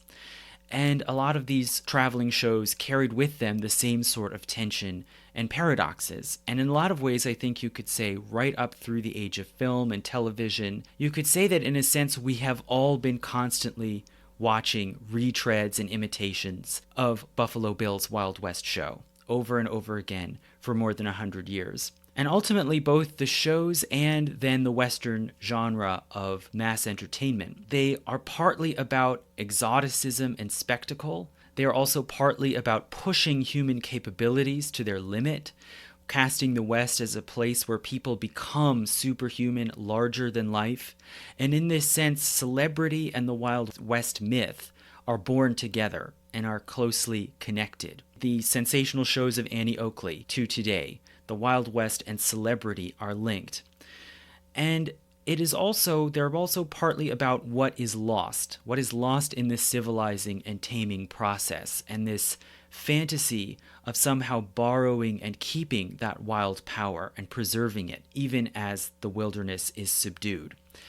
And all of these associations that I've been talking about all then transfer very much onto the cowboy, the figure who conquers his environment, but also at the same time becomes partly wild himself, right? He might rope in the bull, but in some sense he also becomes the bull. So as I said, the mythologization of the cowboy begins with this self-mythologization. It then continues by being canonized. The myth goes through a canonization mainly by Easterners. So for one thing, this is through scholars and statesmen like Teddy Roosevelt, who I mentioned, who was an enormous fan of Buffalo Bill Cody. Then secondly, also by artists. The greatest example of this probably is Frederic Remington, a highly trained artist, an East Coast blue blood, originally from New York State. But he ventured out into the West as well, and he created really his own style and even genre of Western art, showing these dramatic, dynamic scenes of people out on harsh landscapes in the snow or dust storms, striving to tame horses, to rope cattle, interactions between the Cowboys and Indians, and all of these scenes shown with great dynamism and action and dramatic forms and light and dark. I think you could say he created a sort of American Baroque for the West. And then thirdly, most importantly, the myth was canonized by writers. And this started firstly with the pulp dime novelists. So starting in the 1870s through the 1890s, there were minor novels, mainly for boys, about the adventures of cowboys, churned out and published by cheap presses, especially most of all by Beadle's Half-Dime Library. And these hundreds and hundreds of novels emphasized the adventure, the danger, the roughness of Western life, and the freedom. They usually had little or no moral content. They were just escapist. They also were very unrealistic, and for one thing, had remarkably little mention of cattle. And this, in a way, set a pattern for Western literature and entertainment, that the cowboys seemed to have remarkably little to do with actual cows. But other more respected, in some sense more prestigious writers also then stepped in from the 1880s onward. For one thing, Mark Twain. He wrote some memoirs and recollections about the West, and he heartily endorsed Buffalo Bill Cody's Wild West show as totally authentic, an authentic representation of life in the West. And he was followed then by more highbrow writers who tried to give a more sort of dignified cast to the myth, and who then created the literary cowboy. So the first big breakthrough in the creation of a cowboy literary archetype was in 1902 with a novel called The Virginian, written by Owen Wister, who was a lawyer from Philadelphia and also a personal friend of Teddy Roosevelt. And the novel centers on an unnamed cowboy. We only know him as the Virginian, who oversees a ranch in Wyoming. And this man has an enemy who is a gambler, right? A ruffian, a ne'er-do-well, a dangerous figure, with whom the main character fights a duel. And after winning this duel, he then also wins the heart of the blushing schoolmarm in town and takes her off to marry. So the Virginian sets down certain major new conventions that become really cliches of the Western. For one thing, the main character is not colorful and brash, but he is stoic and honorable. The duel that he fights and also his ancestral connection to Virginia invoke old-fashioned aristocratic chivalry, right, which then gets transferred into this fictitious West. Also, in an interesting way, the dangerous and erratic side of the West and of the cowboy, it is not absent, but rather it is split off and comes to be embodied in a separate character with whom the main character faces off. And this is the beginning of an enduring pattern where the savage and civilized sides of the cowboy, which had coexisted, are now split and personified by contending figures, both of whom are still cowboys. But they are cowboys who represent, you could say, different moral principles or different aspects of the archetypal personality. And finally, an obvious one, but interesting to point out, is that the main character is anonymous. And in this way, he's almost withdrawn from ordinary civilization. He's become a completely self-defined character. So in the wake of the Virginian after 1902, the moralistic side of the Western was developed more and more, and particularly by Zane Grey, who became the great master of the Western novel. And Zane Grey's first big hit was in 1912, a novel titled Riders of the Purple Sage. And this novel picks up on certain chivalric themes: honor, loyalty, the protection of women, children, and the aged. The cowboy more and more becomes a protector of civilization, but also of the innocent, much like the medieval knight. And he develops further the cowboy turned lawman archetype. So the heroic cowboy is sometimes just a vigilante who then takes up a good aim or a good project, like protecting a farm, a family, a village. Sometimes he does have some kind of formal institutional legitimization in the form of a badge or a deputization. And he often shows up from places unknown to save the day and then leaves again, never setting roots down too deeply, right? He might have a flirtation with a woman, a family, but he always sets off again. He is fundamentally an itinerant, again, like the medieval knight errant. And even the title of the novel, Riders of the Purple Sage, sort of echoes the names of chivalric orders like Knights of the Red Cross, etc. And in this way, the cowboy lawman comes to represent a kind of American knighthood. And Zane Grey's novels and his imitators then paved the way later for Louis L'Amour, the master of grand horse operas, sort of epics taking place on the range, and also then to Larry McMurtry, who writes more subtle and psychologically intense westerns. But the archetypal cowboy still has these certain constants, right? He is essentially solitary. He is often mysterious and aloof. He avoids setting down roots. He is sometimes literally anonymous to the audience or even to others within the story. So you see this theme begin with the Virginian, and then I think you could say it reaches its apotheosis in the Lone Ranger, right, who begins as a radio character in the 30s, then gets his own TV show in the 40s. And the Lone Ranger premise provides a backstory for why he is anonymous, right? He has escaped a massacre, he's eluding his enemies. And the famous tagline, of course, is that after he saves the day and rides away, someone asks, "Who was that masked man?" So the Lone Ranger cleverly combines the attributes of the vigilante law enforcer with the outlaw bandit, right? He is elusive, he is always on the run. And furthermore, the Lone Ranger is typical in that he is defined partly by his relation to other archetypes, such as his Indian sidekick, who in that case is named Tonto, and by his tough, loyal, dependable horse. So the archetypal cowboy is, again, a lone figure, and in many ways, his most meaningful and lasting relationship is with his horse. And the fascination with cowboys' horses was slower to develop, right? Horses were just taken as, beasts of burden, means of transportation. They weren't seen as all that special or remarkable in the 19th century. The fascination with the horses started really with Remington and his paintings. And then it spread through American art and literature after about 1910, just as horses were more and more diminishing in everyday life. They were being excluded out of urban life and then came to be displaced by other modes of transit, finally automobiles, right? And so it was in this time that the association with a horse started to take on more of a nostalgic and romantic aura. And in a lot of ways, the horse becomes the number two character in the Western myth alongside the cowboy. So the typical cowboy and his horse have a special bond and a sort of private language. It is often, as I said, the most intimate and lasting relationship, a lot like a marriage. And it can even be seen to take the place of a heterosexual marriage. And in fact, one of the prolific dime novelists, Max Brand, wrote about his formula for creating Western stories. And he said specifically, quote, "There has to be a woman, but not much of a one.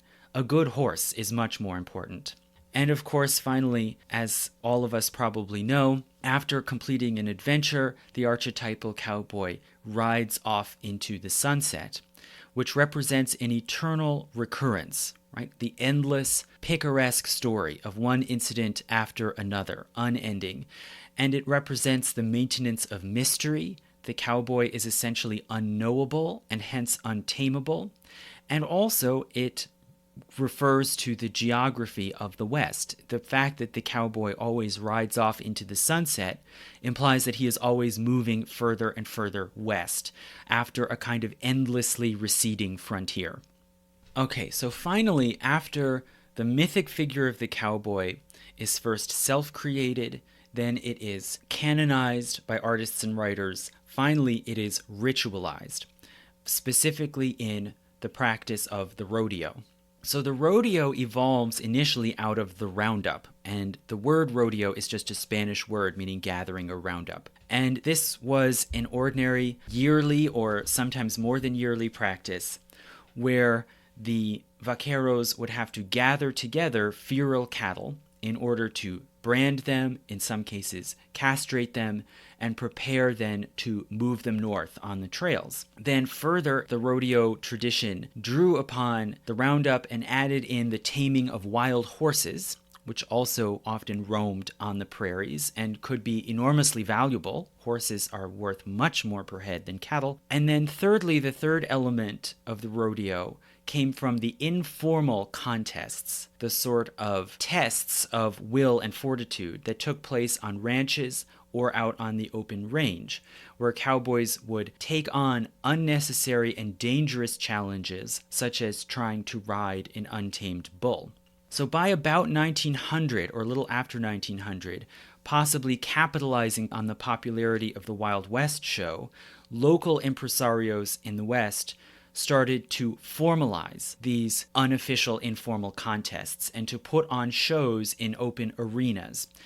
And the rodeo, as it took shape, as it was formalized, includes three main contests: the roping of wild cattle, the riding of wild horses or broncos, and the riding of bulls. And the final one is the most difficult and the most dangerous. It often results in injuries. Sometimes the cowboys are killed. And the goal of riding the bull is to hang on to the bucking animal for at least 8 seconds. And as Russell Martin, I think, very astutely points out, that 8-second ride, which provides the sort of culminating moment of the rodeo, it is a metaphor for the taming of the West itself, right? Which may be achieved by the most brave, powerful, skilled cowboy, but it is only temporary and incomplete. Right? It can only last for a certain number of seconds before the animal throws off its human rider. And it underscores the essential wildness of the West that must always remain and that continues to elude control. And down to today, many modern-day cowboys, if one still believes that there are cowboys roaming the prairie today, they are mainly rodeo circuit riders. They are people who hop around, drive around, sometimes fly their own small planes on the rodeo circuit. And this lifestyle recreates a semblance then of the itinerant life of the original cattle drovers. So in this way, even as the original economic conditions that created the cowboy are long gone, nonetheless the ritualization in the rodeo allows it to be continually renewed and reenacted.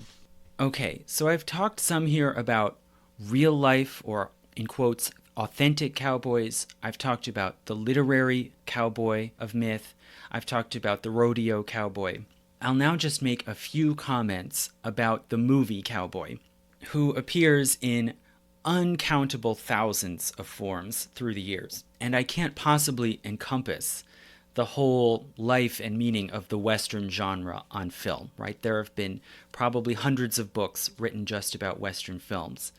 But I will make a few comments about the cowboy archetype, who in some ways becomes a bit more complicated in the world of film. So the cowboy in film is not just straightforwardly a civilizer. In other words, he is not simply like the Virginian, a stoic, honorable figure. He's understood to have multiple sides, sometimes within one personality or sometimes split among different figures. And whereas actual 19th century drovers might have liked to think of themselves sort of Don Quixote-like as latter-day knights riding out on adventures, nonetheless, the public has always seen them a bit differently, as half-civilized, half-wild, and not as standing between civilization and savagery as a guardian, which is how Cody presented himself, but rather as somehow straddling the line, right, with a foot on both sides. And especially after 1920, there was an evolution and a development of a rougher and more primitive version of the cowboy, which puts more emphasis on violence, on his half-savagery, and untamability. And for example, the novelist Emerson Hugh wrote in 1923 that the true cowboy is, quote, a product of primitive, chaotic, elemental forces, rough, barbarous, and strong, end quote. And he argued that when the American audience fully accepted this primitive nature within the cowboy, quote, then we shall all love him, because at heart each of us is a barbarian too. So there's a lot of ambiguity here in what Emerson Hughes says. What does he mean by saying each of us is a barbarian? Does he mean this is human nature, a universal human nature? Is it a national character? Is he saying Americans somehow are basically still barbarous? Well, either way, there's an increasing complexity to the cowboy archetype, where people can project their own darker nature, darker impulses onto the cowboy. And when he appears on screen, again, sometimes you see this in one single figure who goes back and forth between good and evil, who has to search for his conscience. Sometimes it's also split, where you see on the one hand the lawman, and on the other hand the outlaw and rebel. And the outlaw glorified as a rebel against convention and against corruption.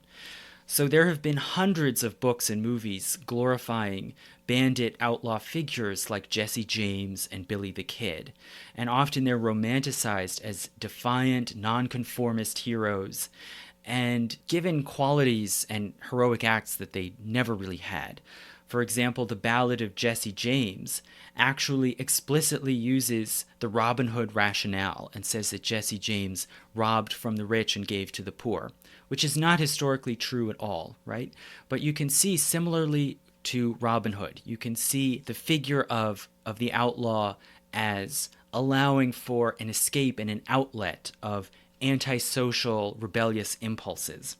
This whole genre of outlaw Western really, I think, reaches its apotheosis with Butch Cassidy and the Sundance Kid in 1969, where you have these, romantic, handsome Hollywood stars playing these bandits, elevating, in a sense, the new Western into the zeitgeist of the 60s, right at the height of the hippie counterculture. So crime and outlawry play a huge and outsized role in the modern mythology of the West. And if one looks at the historical evidence, really there was not that much crime, not nearly as much as is perceived today. In the West, bank robberies, which are constantly seen in B-movie westerns, bank robberies were pretty rare, and rarer than in the East, where there were more banks and more money. There were also occasional robberies of stagecoaches and trains, which could be vulnerable when they passed through wide open, empty spaces. But this was basically comparable to the occurrence of property crime in the East. And indeed, there could be a great deal of property crime and murders and rapes and assaults in the eastern cities in the Gilded Age. In this sense, the West was not all that lawless, except at particular limited places and times. Shootings and gunfights were relatively rare. When people were shot in Western towns, it was usually by police or deputies acting under the color of law and shooting minor criminals like gamblers or pimps. Big gunfights like the one that happened at the OK Corral are famous mainly because they were very rare and exceptional. And as for the cowboy and guns, these are really inseparable images and symbols in our modern mythology and in Western film, right? Somebody always has a gun and somebody always shoots it by the end of the movie. And cowboys are often portrayed as exceptionally skilled marksmen, right, who can shoot the bad guy's gun right out of his hand, right? All of this is 1,000 miles from reality. Cowboys did carry guns, mainly rifles, for the purpose of usually hunting, and also they might carry a small 6-shooter, right, a small revolver with 6 shots. And they did not use them to fight. This was almost the worst firearm you could imagine for the purpose of fighting. It had no aim, it had very little power, it constantly misfired, you couldn't aim it. They carried these small sidearms mainly to shoot dangerous animals like snakes or coyotes, to shoot horses or bulls that were dying, and sometimes also as signals, to signal their location to one another. It conveniently made a loud bang. They were absolutely terrible weapons for fighting. You were better off with a switchblade than one of these guns. And furthermore, the gunfighting was particularly rare because there were not battles. Cowboys didn't engage in battles. As I said, they were civilians and they moved cattle through areas that were securely under the control of the U.S. government.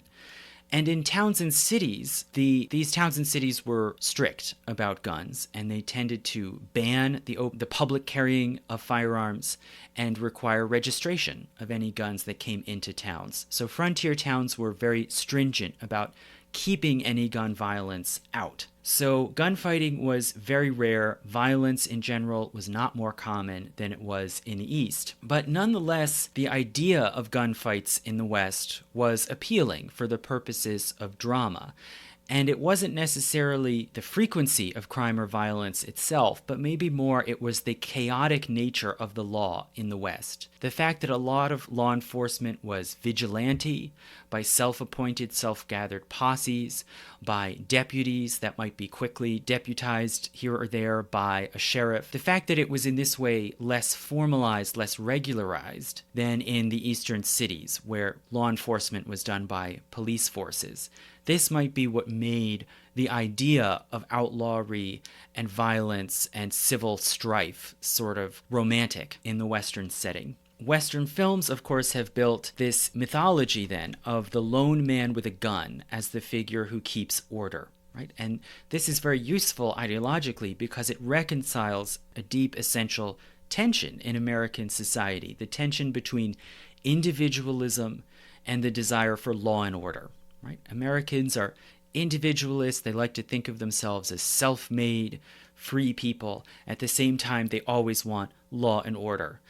And in this way, if you imagine this figure of the rugged man with a gun who conveniently finds a conscience and a sense of responsibility and protects civilization, it reconciles this tension. And I think you can see it's from the Western that this notorious idea developed that the only thing that can stop a bad man with a gun is a good man with a gun. And in this way, of course, Western entertainment serves as a massive ad for the gun industry. But there are, I think, deeper ideological tensions that brought this about. So the cowboy, the lawman, these are just central archetypal figures in this larger mythic world of the Old West. which transferred very quickly and easily onto film. There were thousands of silent westerns starting right from the beginning of the industry in the early 1900s. It carried over very smoothly into the sound era. Thousands more westerns were made in the 20s and 30s, a lot of them cheaply churned out, and the western immediately becomes probably the biggest genre ever in the history of film. And the reasons for this are partly thematic, the ease of creating conflict and adventure in this supposedly open environment. Also, one of the reasons surely is the practical ease of filming westerns. They can be filmed outdoors in a dry climate where filming is easy. Western towns can be easily recreated in the landscape of California, not far from the filmmaking centers of Los Angeles. The sets with fake storefronts were so common and so ubiquitous that even they themselves have become a kind of cliche archetype. Anyone probably who's watched cartoons or satirical movies like Blazing Saddles can picture, right, the fake main street of a western town with a tumbleweed rolling down a saloon that is nothing but a wooden facade with nothing behind it. So the western genre itself constitutes a massive stream in the history of film, and I cannot give the whole history of westerns, but I will make a few more basic comments about some basic conventions and formulas and what they might represent. So there is the sort of cliche formula of the western story, right, where you have a set of people who are trying to bring civilization and prosperity to the rough landscape. They might start a farm or a ranch or a village, or they're trying to set up a school. They're then threatened by the forces of chaos, maybe some outlaw bandits or some Indians, and they reach out and call for the help of a good guy, right? Maybe a vigilante desperado with a gun who finds it in himself to help some people in need. Maybe a lawman acting with a veneer of legitimacy with a badge. Or maybe just a posse of good guys who gather and fight the bad guys. And then our hero, who emerges from the fight, after maybe a brief flirtation with a lady, he rides off into the sunset. Right? And this same basic idea forms in cheap novels, then silent movies, and really comes to fruition in the high Hollywood studio period from the 30s through the 50s. And variations on this theme sometimes could be developed into more high-minded films, right? Trying to make some sort of bigger statement, such as High Noon or The Searchers or Shane. You can see slight adjustments of the formula to fit with these particular themes, such as, for example, in Shane, where the villains who are threatening a group of farmers are not literal bandits, but big ranchers who want to crush the small crop farmers, and hence there's a sort of populist message. But all in all, the enduring myth of the cowboy serves a certain role and a certain purpose in American mythology. The myth of the cowboy makes it seem as if the taming and opening of the West, which entailed the defeat and expulsion of Indians and the securing of the land for American settlers, was achieved by lone, principled men with guns acting on their own initiative, rather than the historical reality, which is that it was achieved by the U.S. cavalry, pressing the advantage of greater numbers, arms, and money. So in this way, the myth serves as a way of squaring the circle, of reconciling voluntarism on the one hand with state power on the other, right? And an individualistic mythology of the West serves to obscure the importance of collective power and collective force. Right? It is always the clever sharpshooter who somehow neutralizes the enemy, not a massive wall of riflemen charging on horseback, which is how power was really exercised in the West. So the cowboy myth shows an effort to reconcile this basic American tension between individualism and collectivity, individualism and conformism, right? And this, what you could say, is a sort of national paradox, that we celebrate freedom but also demand law and order. So the gun, of course, is a phallic symbol. It represents masculine independence, which can be wielded for good or for ill. And the cowboy, as I said, splits into two forms, the outlaw and the lawman. And we can see in the audience, we can see ourselves reflected in both the outlaw and the lawman. And in fact, many cowboys, both real and fictitious, were both and switched back and forth. In the Western dramas, the lawman is good, strong, stoic, self-assured, and brave. But in their way, the outlaws are glorified as well, right? Minor bandits with sordid careers are turned into Robin Hood figures. And you could say, in a way, the gun battles that we typically see in the Western and the shootouts in Western streets are sort of psychodramas. Americans might want to act out fantasies of rebellion, defiance, law-breaking, but at the same time we also want the assurance that after being released, these destructive impulses will then be contained. And hence it's important that in the end the law always wins. So you can see the importance and the centrality of this mythology to the American psyche, certainly very ingrained by the mid-20th century. Now, in recent years, one can see different changing incarnations and experiments with the cowboy myth, often going along with a sense of disillusionment about the whole American experiment. So for one thing, there's a wave of movies about the urban cowboy who is now kind of trapped in civilization, dislocated, in danger of being tamed by modernity, right? Exactly the sort of thing Teddy Roosevelt was afraid of. So you have Midnight Cowboy in 1969, Electric Cowboy in 1979, Urban Cowboy in 1980, all on this sort of theme. And interestingly, Electric Cowboy from 1979 with Robert Redford follows a rodeo cowboy who goes to perform at Caesar's Palace, and he's becoming more and more disillusioned with what he sees as the artificiality of these performances. And he takes up a horse and then finds out that it has been drugged. And in his outrage, he runs out of the casino with the horse down the Las Vegas Strip and out into the open West. And in a way, the movie can be seen as representing a sort of last stand for the free-spirited cowboy, as he is reduced down to sort of cheap, kitschy entertainment.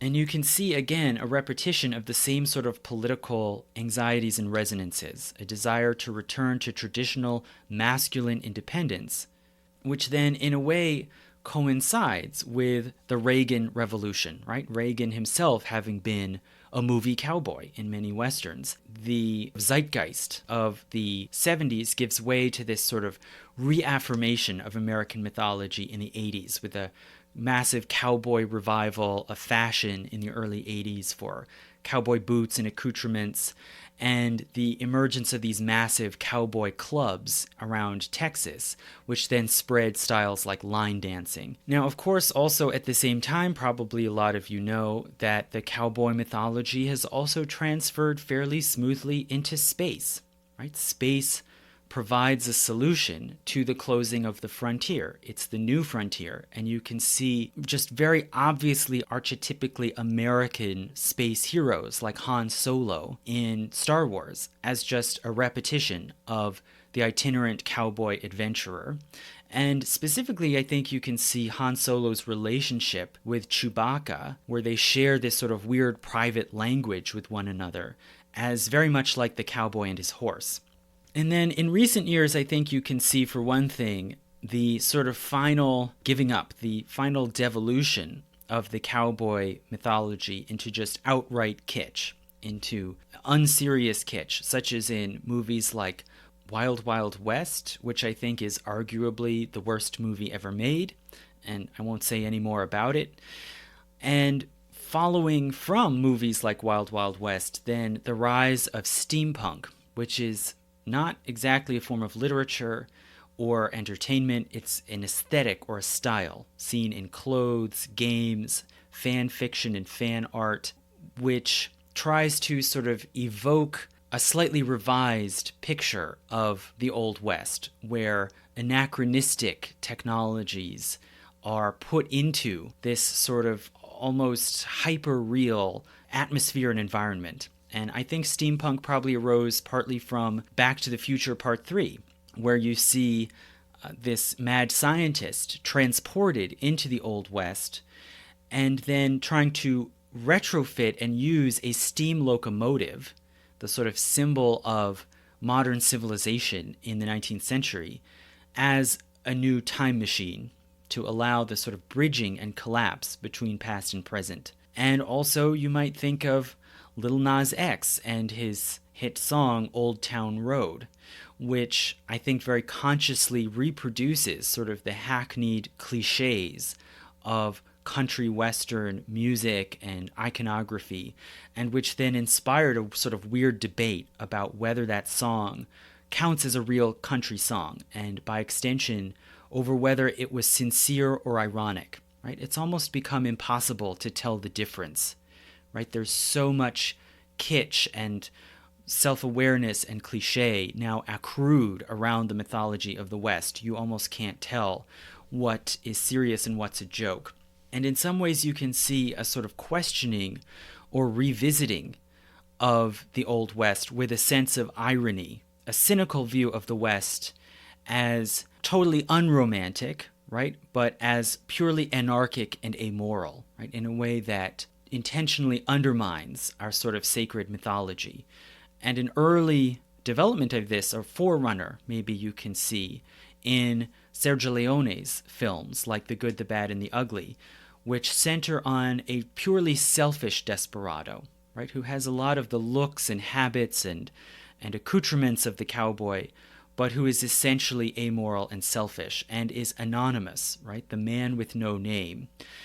And this puts a sinister spin, right, on the cowboy's anonymity. His lack of name and identity signify a lack of accountability.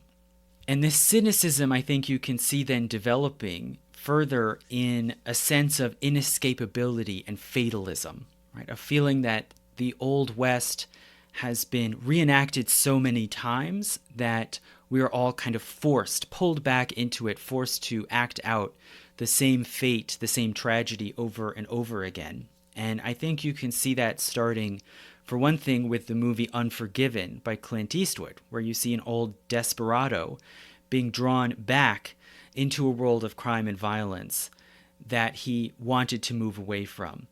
And you can see this sort of inexorable trap-like plot pulling him in, which I think you can take as sort of symbolizing present-day Americans being trapped in this myth, being unable to escape it. And the same sense I think you can see with smaller, arty Western films, like, for example, 3:10 to Yuma, in which the train schedule is then used as a metaphor for the unstoppable work of fate. And finally, I'll just point out a couple of instances where, again, you can see the Old West mythology merging with science fiction, emphasizing this sort of inaccessibility of a real West, right, of being trapped in the mythology. And one, of course, is the TV show Westworld, where the main characters that we see in this Wild West town are literally programmed machines who are being forced to act out a pre-written mythic cycle over and over again, right? So there's a lot of meta-textual meaning here in Westworld, the exposure of artifice and a sense of the West as an amusement park or a game that is only mimicking a shadow of reality. And all of these themes and all of these links are then, I think, made explicit again in the recent movie Nope by Jordan Peele, where you see clearly the intertwining of the cowboy mythos, this sort of Central American mythos, with outer space aliens, right? And in this movie, the alien sort of takes the place of the Indian that the cowboys are trying to hunt out and eliminate from the landscape, right? So the cowboys, space aliens, and film, right? It is everything about Nope is about capturing, somehow conquering and capturing this evil alien presence by photographing it, by capturing it on film, as if representation is somehow more real than reality. So you can see Nope, I think, as a sort of further heightening of this self-aware irony of constant reproduction of the West on film.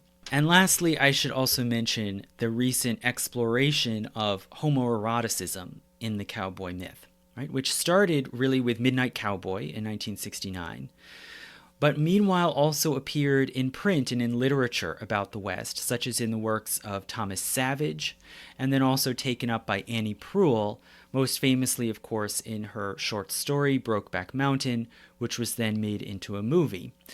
And when Brokeback Mountain came out, it made waves, right? It was a tragic romance set against the dramatic vistas of Montana. And it was seen as groundbreaking, right? And iconoclastic, despite, or maybe you could say because of, its very conventional Western style. Right? The Brokeback Mountain is more or less in keeping with the traditional tone going all the way back to the cowboy ballads, where the men live this life of loneliness with limited relationships. And in Brokeback Mountain, the men are distracted by one another. Right? They are pulled away from the proper domestic life and married life by their obsession with each other, right? As exemplified by that famous line, right? I wish I knew how to quit you. And in this way, it's just a variation on the same theme, right? Of the cowboy being drawn away from the love of women and from marriage by his attraction to the freedom of the open range, the landscapes, and his horse, right? And in the story that Proulx wrote, you can see an almost explicit parallel here, where each of these men's relationship with each other is like the archetypal cowboy's relationship with his horse. And there's one point where Ennis meets up with Jack after a long separation. He's very excited, and he calls Jack Little Darling, which the narrator says is a name that he used for horses. So in this way, you can see this homosexual fixation between these two men as a new guise for the romance of the cowboy life. And then, of course, there's the recent movie, The Power of the Dog, which is much more sinister and menacing, right? Where you see the hyper-masculinity of the cowboy persona used as a cover for self-hate, right? And the sexual repression and sort of self-destructiveness of the villain character in The Power of the Dog is then symbolized with poison, right? The symbol of poison or infection, which ultimately destroys him. And it was interesting when I read about this film, some critics described it as a subversion or an upending of the cowboy genre. But I didn't see it that way. In the case of Brokeback Mountain, it's a pretty color by numbers traditional cowboy tale, right? In Power of the Dog, I didn't see it as a Western or a cowboy movie, personally, because, for one thing, it takes place in the 1920s. And so it's not in the Old West, properly speaking, which Brokeback Mountain is not either. It also takes place in the 20th century. But I looked at The Power of the Dog as a movie that just happens to be set in the Western United States. And the villain of the story is not really a cowboy. He's a fake cowboy. He handles cattle, but he doesn't act out the familiar tropes and cliches of the cowboy. And really, the story, as I saw it, was really a domestic drama, a family drama that just happened to be set in Montana in the 1920s, and which really was more about the contrast between the open land, the dramatic open land, and the stifling, enclosed family relationships of the main characters. So you could say it's a kind of American family closet drama, but the fact that people saw it as a comment on the Western and the cowboy just shows how close those links are, how it's almost unavoidable for an American to look at a man in chaps riding a horse and think, this is a cowboy story, this is a Western. So in this way, the imagery, the mythology of the West has very much endured down to the present. And in sum, after this long discussion, I would say the myth of the Old West is not just a chapter in the story of the frontier. It's something more strange and unsettling. It's the story of a stalled frontier, a frontier that has failed for some period of time to move or to change. It's a frontier trapped in equipoise between contending forces, between order and chaos, between man and animal, between law and barbarism, between the white man and the Indian, and between civilization and savagery. right? It's a story of stalemate, and it's a story of internal struggle. And in this way, the Old West has entered into the timeless realm of myth, where opposing forces, opposing elemental forces, contend and struggle without resolve, right? There is only the next battle, the next episode, and the next.